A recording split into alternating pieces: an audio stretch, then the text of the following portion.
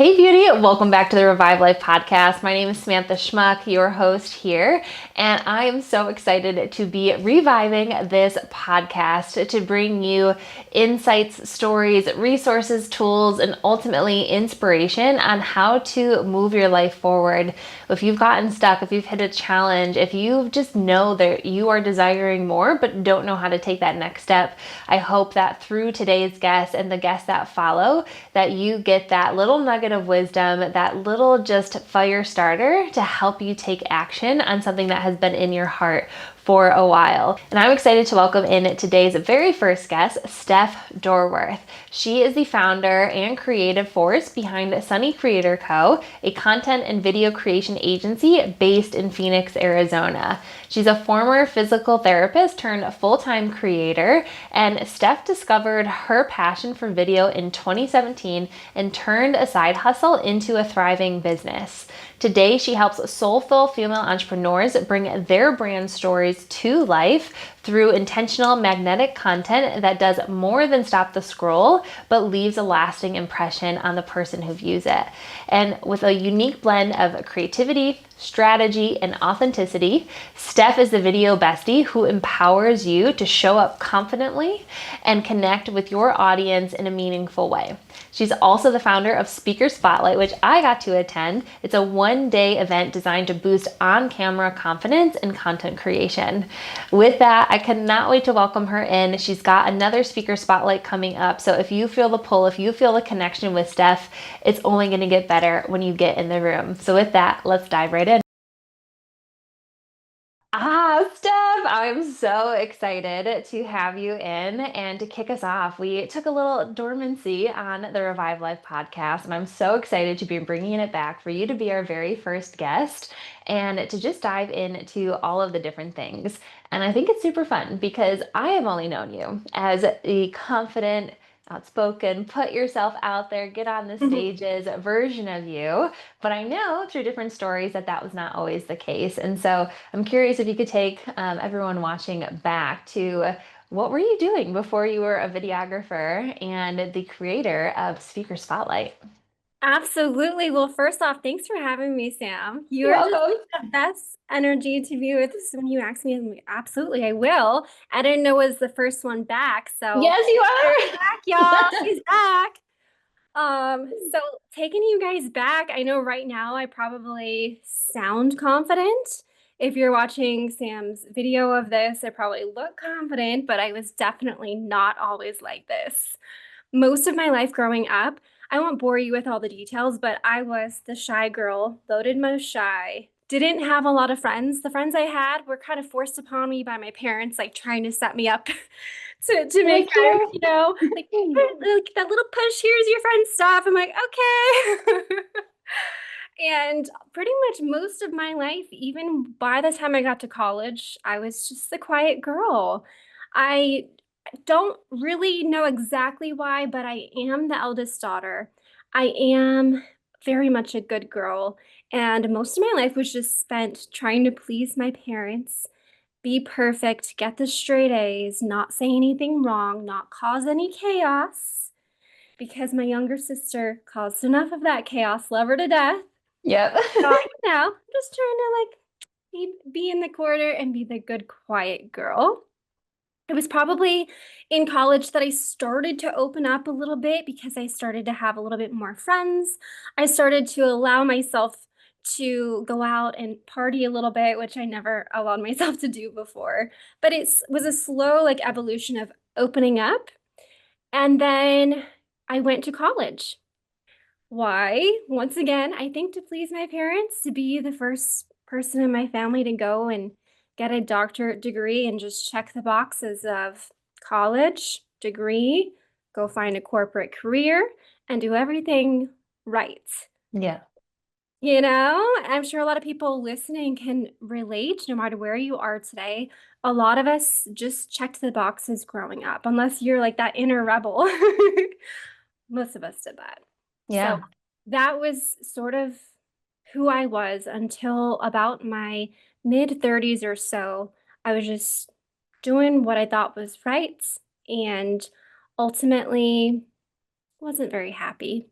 You know, Mm-hmm. have you experienced that before, Sam? Oh, 100%. I definitely like your whole story about like checking the boxes. My middle sister loved her to death too, but she was the one who kind of stirred the chaos. And so it was like, okay, I'm, being the youngest, I was seeing that, not gonna do that. Tried to do the best that I could or keep any pain that I was going through behind closed doors, which is kind of the Yeah, side of the story that you know. But it was like, okay, let's not rock the boat. There's enough rocking already happening in this family. I like that. Yeah. Right? Like, how do we just like make these seas a little bit calmer? But like throughout that, trying to make everybody else happy, I knew like within myself that I was probably the least happy, but I always had that smiley face, like keep it together for everyone else because life is hard and not everyone gets to be happy. And so just do your best and carry on.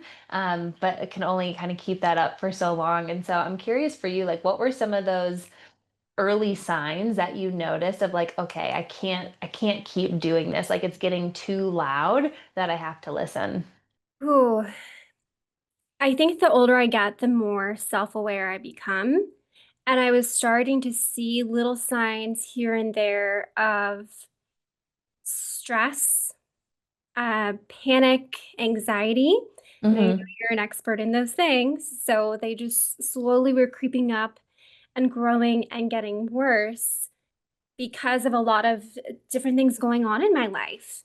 One of the stories I share when I'm on stage speaking, and I won't go into full detail, but one is that in 2021, ultimately my family went through something very traumatic together in private. And I don't share exactly what happened. It's not my story to tell, but it was there was a lot of mental health instability with my parents. They were struggling personally, and their marriage was struggling. And for 9 months, I basically gave up my life to try and help them, get them the help Mm-hmm. they needed, fly to Florida, do whatever I could to make them realize I'm here, I love you, how can I help you? And you can't help someone that doesn't want to be helped and doesn't admit they have a problem. Mm-hmm. I very quickly realized that after many, many failed attempts of trying to get them help.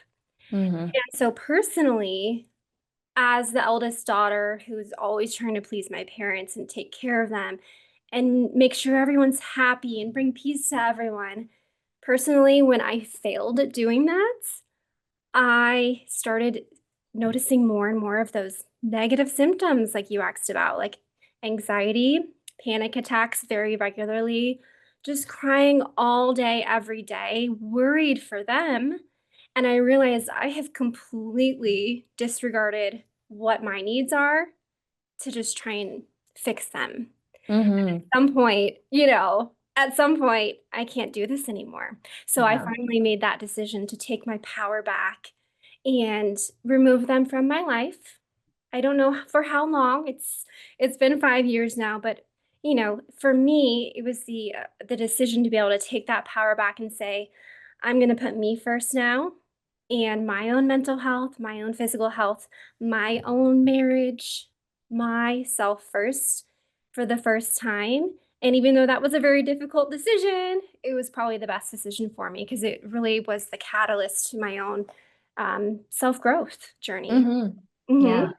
Well, thank you so much for even just like hitting on that to where you were willing to go today. And it's interesting when we are willing to put other people first. And sometimes we don't even know what our own needs are, but it's through the lack of prioritizing ourselves for so long that all of a sudden we feel that gap and the panic starts to arise. We get these other symptoms that are saying like, hey, you're neglecting what's going on within because you're just so focused externally. And sometimes it is those like most hard decisions that do lead to the best growth for us. And like you said, like who knows where it's going to go? We don't have to have an exact knowing of when or when not.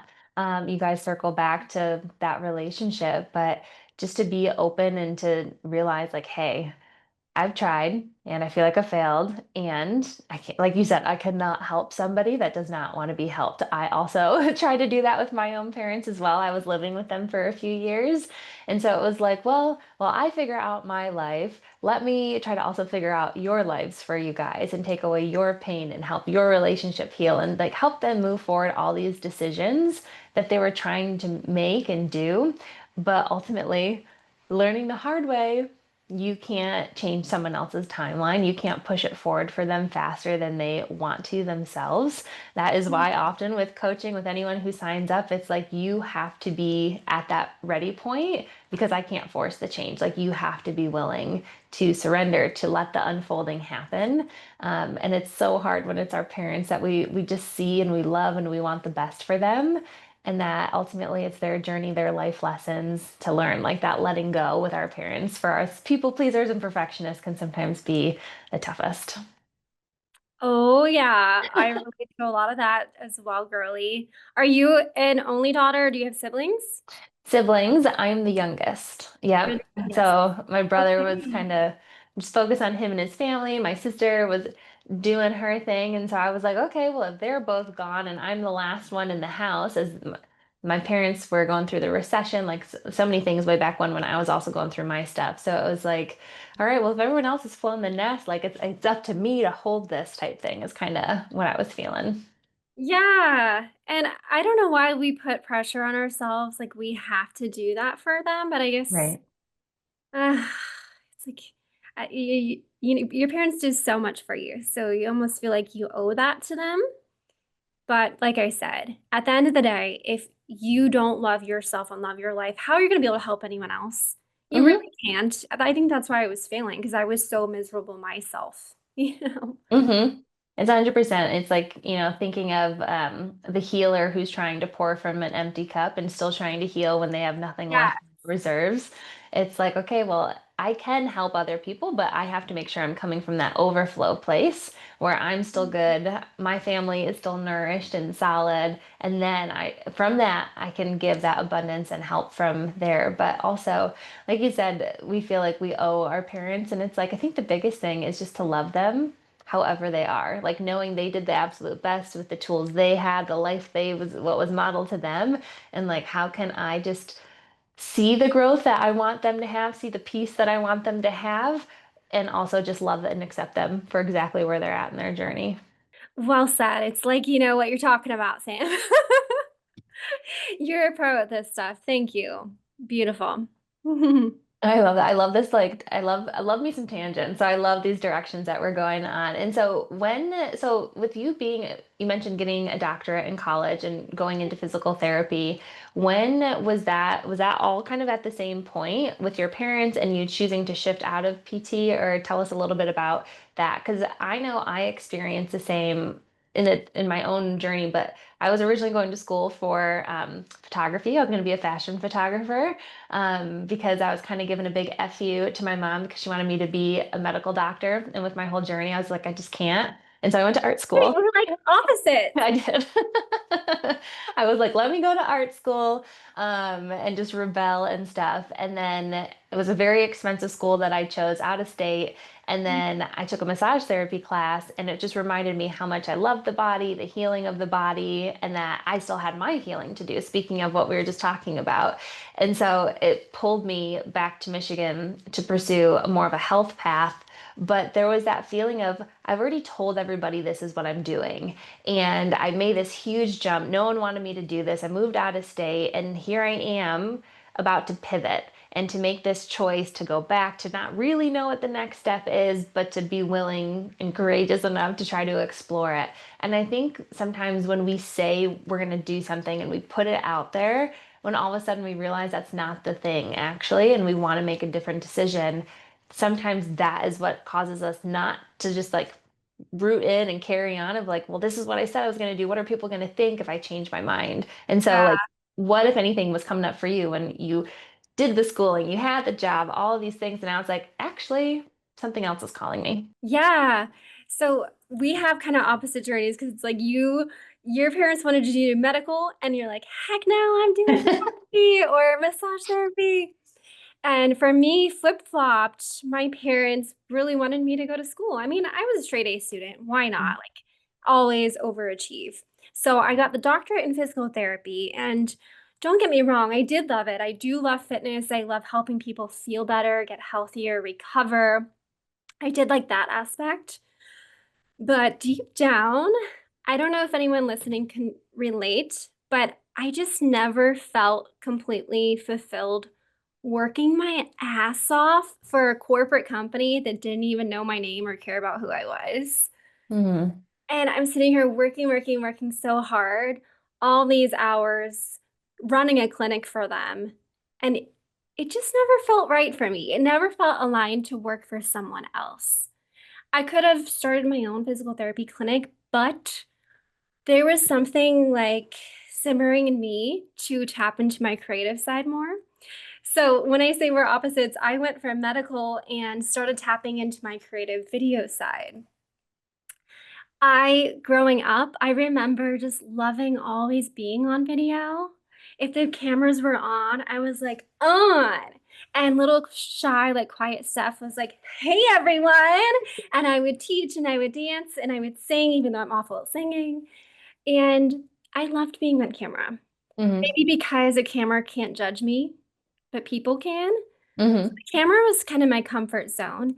And, after so much schooling for physical therapy, it was just a lot of that, like very masculine energy, very science-based work. I was craving tapping into my creativity. And so what I did is I started a side hustle creating videos for fitness brands. And after a couple years of doing fitness videos and also some fitness coaching, I realized I could bring in a good amount of money for working less, doing something I loved more in this side hustle. So Mm-hmm. about 2019, I was able to fully leave physical therapy. I had paid off all my student loans, like over 200K in loans. And I was like, okay, I'm not I'm not going to make much in the beginning of this, but it lights me up. It's fun. And I get to work for myself. So I know that my income is going to be based on how hard I work and the jobs I attract my way. There's no more pleasing a boss or working for corporate. And Mm-hmm. that right there just felt so aligned for me to get to be an entrepreneur and start pursuing video full time. So that's really what I've been doing the last 6 years is getting to have fun with videography and tap into different areas of it. And it's just been an absolute dream. Yeah, and like just witnessing it, you, like I said, I've only gotten to connect with you this year and to see like where you're at. And like every time I see you posting about a video session that you do with someone, like you are just so lit up about it. And it's always so fun to get to witness because there are so many people, and like, yes, there are jobs that aren't fun in this life that we need to happen for this world to go on. And I appreciate and I respect everybody who does all those Yeah, jobs.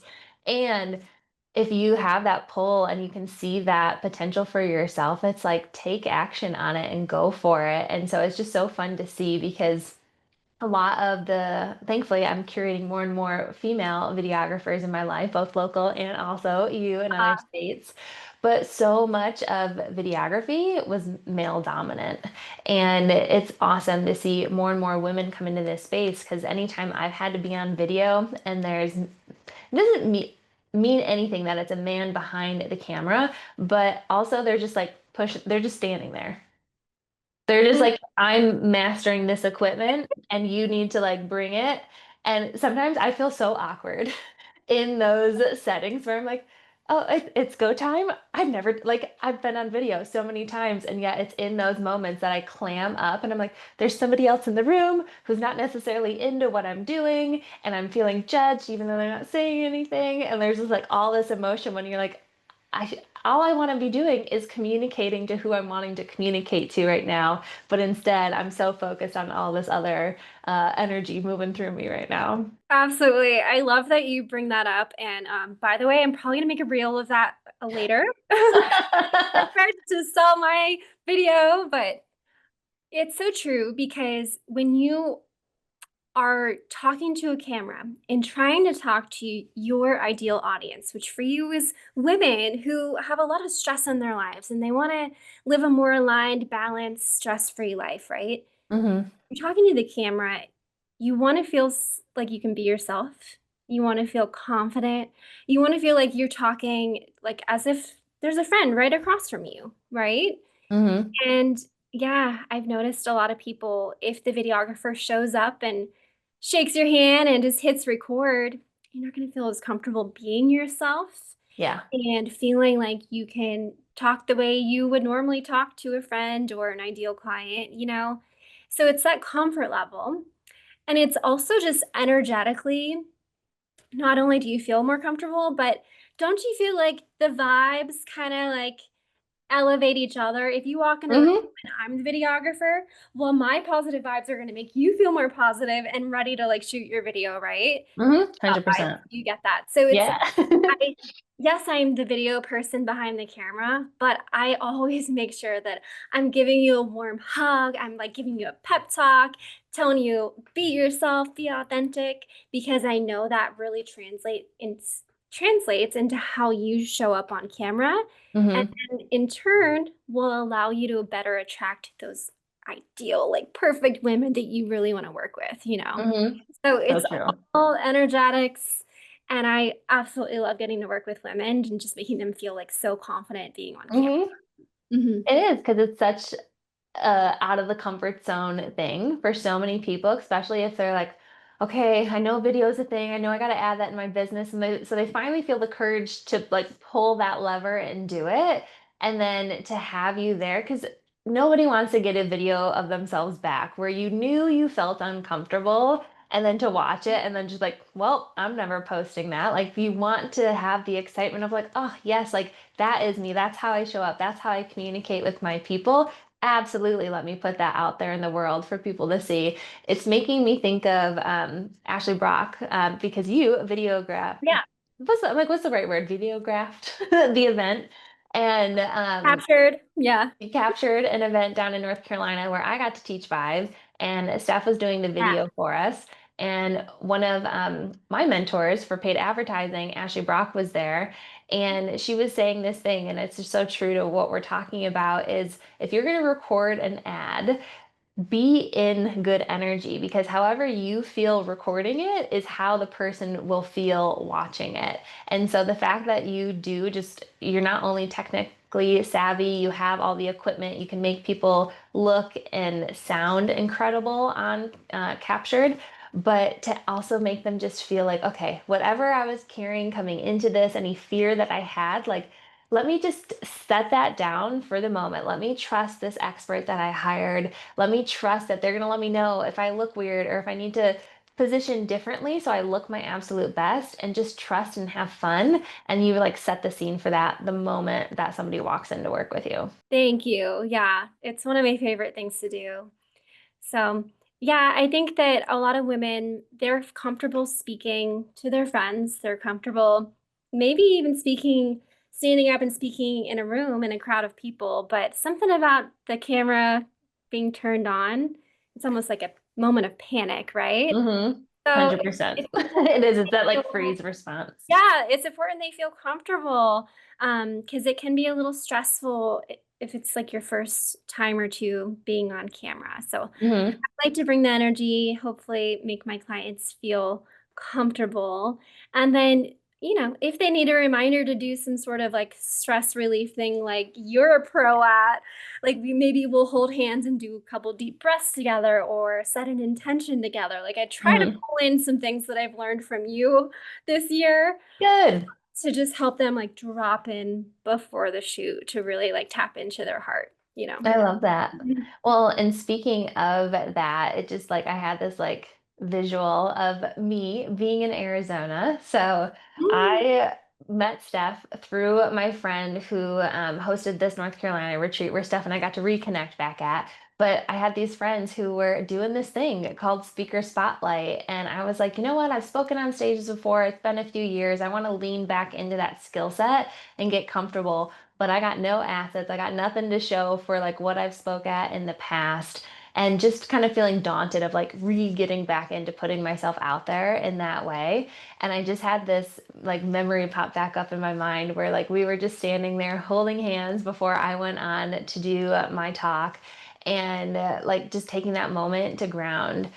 And Mhm. even though I have all the skill sets and the tools for it, sometimes when it's go time and you're in that moment where you're even pushed further out of your comfort zone, to have that other person that can just like reflect back and ground Yeah. you and just be like, you got this. It's going to be incredible. You are in a room that is so supportive, so loving, and they want to see you win. And so, just whatever you're feeling in that moment, just like let it move through you and to root into what you came here to say today. So, I want to bring us into speaker spotlight because it's really incredible. And, taking people from doing just being able to create content for them and podcasts for them and all this thing to then take it to that next level of actually getting out in front of other people's audiences and sharing your message in a bigger, bolder way. Like, what was it that made you want to create this in the first place? There was one moment, let me take you back. So it was 2024, not that long ago. Yay! I was sitting in a room at an expanders retreat, and it's a room full of women, high-level women entrepreneurs. And what I experienced was I was sitting in the back of the room, and the host of the retreat, Lindsay Marie, she passed the mic around and let each woman speak for a couple minutes and introduce themselves and share why they were there. And I witnessed the most magical thing. These women would go from sitting there kind of like rounded posture, a little uncertain. Like you could tell people are like, I don't know if I'm meant to be in this room. I don't know if I'm Mm, good enough. Like, why am I here? But as soon as they got the mic in their hand, something about that like empowered them. They stood up straighter, they lit up, they talked so much more confidently, knowing that people were actually listening to them and they were being heard and they were being seen and cared about. And so that's when I got the first initial download. Oh, I want to do something that gets a mic into more women's hands. And then I sat with it for a few months. I didn't tell anyone. I just like let it simmer. hmm And eventually I started leaning into it more and thinking, okay, how can I do an event that's on camera so I can use my video skills and allow more women to get to be on a stage and speak, capture it for them, and at the same time, just work on building that speaker confidence that so many of us new speakers desire. Like hmm you and I are both newer speakers, and this year we've gotten booked a lot more and we're growing and getting better at it. But a year ago, I just wasn't getting the opportunities to speak anywhere, even though I wanted to. Yeah. So I created the event Speaker Spotlight, a 1 day event on camera. So women can literally show up and in 1 day walk away with all the receipts they need to prove that they have what it takes to speak, from the video to the photos, the testimonials, the confidence you build just doing it, getting to speak for 15 minutes. hmm Really, I think the best part, the friendships you leave with, like you and I are friends now. Everyone else, we all stay in touch. We support each other. We show hmm up and cheer each other on when we can at speaking gigs. It's just, it's evolved into something so beautiful. And I'm really excited to host a third one coming up soon because a lot of women have really felt a lot of impact and transformation from getting to speak on stage. Yeah, yeah, so, so much. Oh, I am seriously so glad that you had that initial download and stepped into it because I can 1000% speak to the impact of just like that single day. And I think I signed up 2 weeks prior to the last one. Yeah, I think you were the last one or two to sign up. I think so. Yep. Um, and you were an incredible addition. I absolutely loved having you there. I'm curious how speaking has felt, not about like all how many gigs you've booked and how much you've been paid. Like, how have you felt as a speaker since January at the event you spoke at?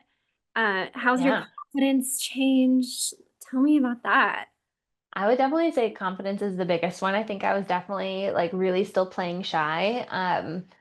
Especially for like speaking bigger. Like I just got back from like traveling out of state for speaking. So a lot of my speaking gigs have been local. So I'm here in Michigan. And so I flew to Arizona for a speaker spotlight, and I have so much FOMO now because I have so many friends in Arizona that I just want to hang out with people all the No. time. But like, I think what it did was it helped break through the fear. And when I did that, more and more opportunities started to present themselves because when we not only want something internally, but you either make a vision board or you declare that goal out to a friend or a community that you're a part of. As soon as you put it out there, the Mhm. universe is like, okay, I'm listening. But when Yeah. you take action on it, it's like, I'm really listening. And Uh-huh. now I'm not only listening, but I'm pulling together these opportunities that you said you wanted, but now you're readying yourself and you're taking the action to be prepared for the opportunity that I'm gonna give you when it's your time. And so I really think that's what it was for me, is it helped like break through that seal of wanting to do it to doing it. And to doing it in such an up-leveled way that it can help kind of like paint the parameters of even bigger and bigger possibilities. So not just you like standing in front of a couple of friends saying the talk, but to be on a lifted stage with an audience, with cameras up, with a photographer going. So that way, not only you have those assets, like you're saying, so you can have a speaker page, you can put pitch packets and send them out to people that you want to speak for, or they can even view and see kind of what you've done and how you show up in front of communities. But that way, you start to get some of the fear reduced of what does it Yeah. look like for when I'm being captured and there's this photographer running around the stage and am I going to get distracted by that or am I going to stay locked in and focused on the story that I'm sharing in that moment? So that's a little bit of like what comes through for me since I got to join you in January. And I love the honesty that you felt afraid. It's I scary. did. It's scary to step into your speaker era. It's scary to do so at an actual real event that's all being captured with an audience. It absolutely is. And I think, Hmm. a lot of people, they want to maybe get into speaking, but they let that fear hold them back and Hmm. stop them. And so I want to point out for anyone listening that has considered it, but you're just a little too afraid. Like Sam said, just taking that action and doing it once, it will diminish the fear more and more each time that you do it. Because Hmm. fear is something that we all have. Even some of the best speakers in the world feel that fear, but they do it anyways. And Hmm. they know that each time they get on stage and speak, their confidence is going to build and the fear is going to be there, but they're just not going to pay as much attention to it. Yep. They just kind of like, hey, okay, fear, you're here, but you can just sit in the back seat. Like, I'm in control now. I've got this. And the more practice you do speaking and getting on stages and being on camera, the easier it gets. And this is Hmm. coming from the girly, remember the shy girly who could barely even talk to anyone. So if Same, I can do same. it, you can do it. If Sam can do it, you can do it. Hmm. I was the exact same, like being so shy. Like I remember there was this moment in ninth grade where I had this crush on this kid who sat in front of me the whole year. And at like the very end of the year, I had said something and he like whipped his head around so fast and was like, I didn't even know you could talk. And that was like for me, that like deep level mortification because not only I had a crush on this kid, but I had sat behind him for an entire year and he was like, I didn't think you could talk. And so that was my ninth grade year. So the next year, changing schools to high school. And I just remember being like, okay, never again will someone think I don't have a voice. And granted, I didn't crazily come out of my shell in my 10th grade year. It took me getting to college away from anyone that I ever grew up with to like let myself try on some new sides of myself. But like so many people who, like I said, I only knew you from this point in your life. I didn't get to experience shy Steph. So many people in my world, they only know this version of me. And so they think, oh, it just came easy to you, or this is so natural for you. And it's like, no. But if I can do it, if Steph can do it, you can do it. And one of the things that I think is really helpful to start with is literally like just putting up your camera and just having it open. You don't even have to record, but just to start seeing yourself and get comfortable sitting there, having that moment of that visual representation, and just to be like, okay, it's actually not that scary. Like I can sit here, I can breathe, I can re-regulate my nervous system, and then maybe the next time you hit record and you don't post it, and the next time you hit record and you post it, and like let yourself tear it up. But what has been some of the things that have helped you or things that you teach other people to build confidence both on camera and on stage? Exactly what you said. The repetition, I think, is the most important thing to build that confidence muscle. When I first started making fitness videos, they are so cringe to watch back. I was like quiet, not confident in the words I was saying, even though I had the knowledge. My Hmm. voice wasn't amplified to share that confidence in my knowledge. Um, and I would just, shoulders are shrugged, and you could just feel the discomfort. Hmm. I have since filmed thousands of videos in which I'm on camera, and every single one I get better. So It's, good. it's not just me, anyone will get Hmm. better with the reps. Just like you put in the reps at the gym with that bicep curl, you get stronger over the years. Same thing goes for speaking and building that on camera confidence.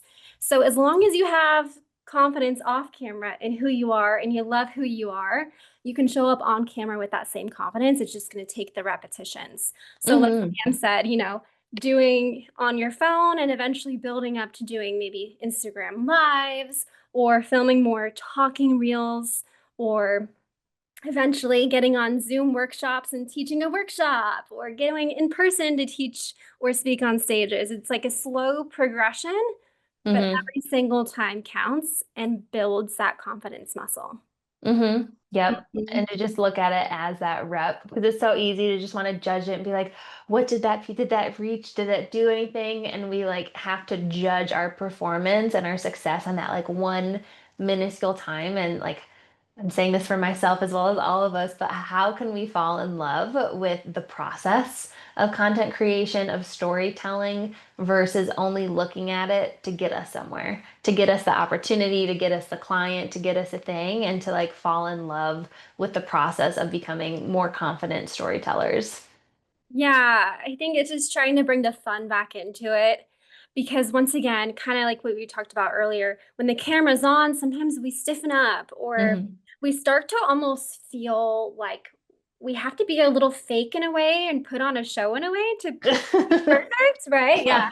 Welcome to Instagram Live, But that's why I love Sam because you're so good at reminding us like just drop into our hearts, ground our feet, shake it up, get into your own vibes, and be your freaking self, even when the camera's on, because people can Hmm. feel that. And when you're yourself on camera, you're gonna have more fun. And usually the videos in which you're having more fun and just being you are the ones that are gonna click more with your audience. It's so true. I'm definitely taking that as my personal action step from this podcast of doing more like talking face videos. Oh, you And got to. that is my personal plan from this. And also just to have more fun. I remember I had this one reel go super, super viral. It was like a 5-second clip, but it was of me just like having the best time rollerblading and like just like Oh, being silly and funny and like putting that side of my personality out there that all of my friends get behind the scenes, but that like the yeah. professional part of me thought couldn't show up on camera. And it's like that one just like blew up. So how can we bring Yeah. more fun in? Because that's what we all want. Make it fun. And can I tell just a real quick story? Like a couple days ago, I do my own content shoots. I book a studio, I bring in my camera, and this time I asked my husband to come help me because I know that when he's behind the camera, I feel more comfortable. I'm more myself, I'm more playful. And so I shot like a ton of videos, reels, all in one day, and he helped me. But yeah, I think people are going to feel the energy of those videos is a little different because I'm a little more playful in the way I say things. And even one in the videos, I said, Zach, come in front of the camera. And I like did like a little Q&A with him just for fun. But a Yeah. lot of people love that. They comment, they see our relationship and how playful we were. And that's the woman they want to hire, not the woman who's all stuffy and fake. It's so true. We are definitely past that fake like perfection, especially coming from two perfectionist people pleasers. Oh, It's like the world doesn't want that from us anymore. And like just breaking down that own barrier and restriction that kept us safe for however long and be like, all right, like this is how I'm getting to connect with my people and to show them my true self. Because that is a thing that we ultimately want is we want to pull in the people that gravitate towards us, not the person that just wants that very specific experience or it's like, oh, you actually won't get that behind the scenes because that's not who I really am. So let me just show you who I really am. Yeah, absolutely. I love that. So a couple of things that I am obsessed with. Steph brings in like the best keynote speakers. So not only like, so when I went in January, there was 8 of us that we all had 15 minutes to give our keynote. And again, just kind of on this whole confidence side, I still thought like of walking up to the stage, I was like, I might just stand there and blank out and forget everything because there was no note cards, there was no teleprompter. Like it was like Yeah. a real push out of the comfort zone to be able to memorize and give your speech. And so I was so nervous, like I'm gonna fully freeze, but I didn't. Like something happened, magic came out and it was You went up captured. dancing and you like just dropped in. I did. I was full on in heels, booty bopping on the floor, and it was the best. And like the women and the cheerleaders and the support, like helped put me at ease where I was like, okay, yeah, like you can do this. And so thankfully, it didn't freeze. We were able to talk, get through it, and listen to all the other speakers. But then after you went, you got out of your comfort zone, you did the thing, you were feeling the relief that you got to be poured into from an incredible keynote speaker. And these are speakers that are on multi-thousand people stages where they're in the big arena, they got the big monitors, and they get to be in the room with like 20 of us. And I thought that was the most special experience to get to learn from somebody who is on such a level with speaking and to just be like, you're literally, I could touch you, you're right there. And to just have that like down to earth, real talk, which I thought was really cool because I think a lot of speaking too can be like smoke and mirrors of like, how do they get these asks. And like you said, I created Speaker Spotlight because I wasn't being asked to get on the stages. So I wanted to create my own opportunity for other women to have it. And then now to bring in these seasoned speakers to also like highlight some of the ways of how do you get from here where we are to where they're at. Yeah. Part of the reason I wanted to bring the keynotes in was because it's always good to have like a point B or a goal that you're striving for. And a lot Mm, of us are newer at speaking. And so we're getting better each time we take the stage. But there's always room for growth. There's always ways to become better at storytelling and presenting more clearly and having better takeaways for the audience and connecting deeper with them. So I love to finish the speaker spotlight events with a keynote. And yeah, last time was Aaron King, the one you spoke at. And this next event is September 12th, and Jen Gottlieb is the keynote. She's ooh, it's gonna be so good.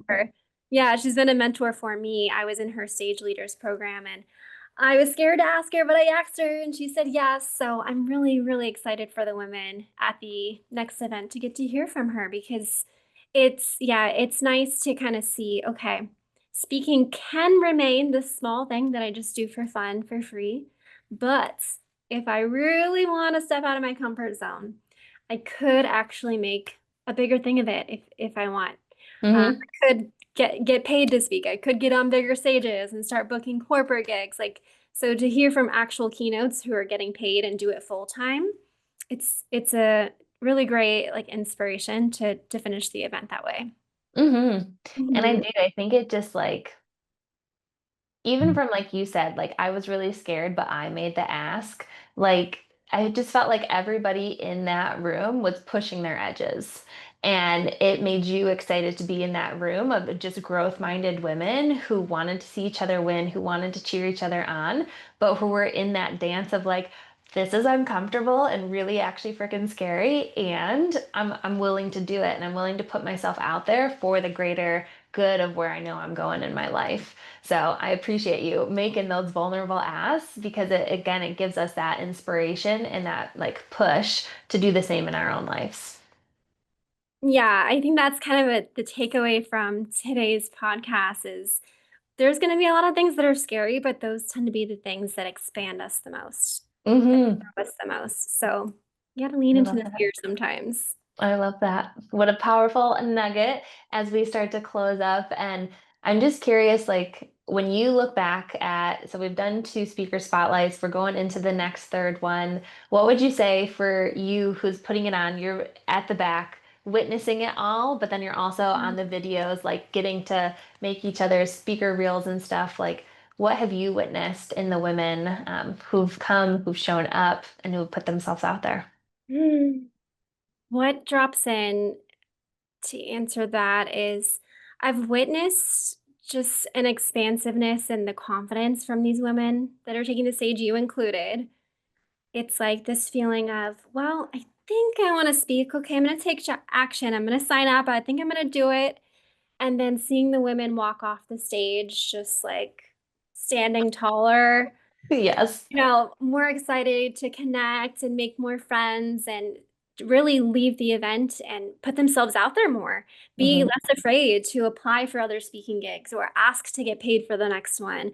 That confidence that I'm seeing women leave Speaker Spotlight with, it's been really beautiful to witness. And that's why I'm hosting another one. It's not the biggest income earner for me. It's truly more my passion project to Hmm. see more women just light up. It's my favorite Hmm. thing. I love Mhm. that. I started to get real emotional for as you started to Ah. say that last bit.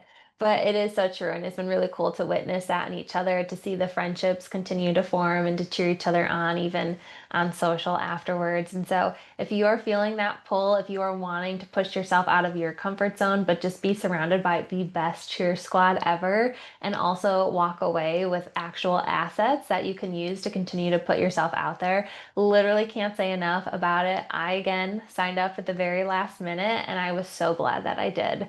So check it out. I would love for you to be there because you're going to literally be surrounded by the best energy and humans to stay connected with for life. So I'm just so appreciative of you, Steph, for making the pivots in your life, doing your inner work, continuing to push the boundaries and put yourself out there, but ultimately just like find a path that just like lights you up so much and continue to share that with others.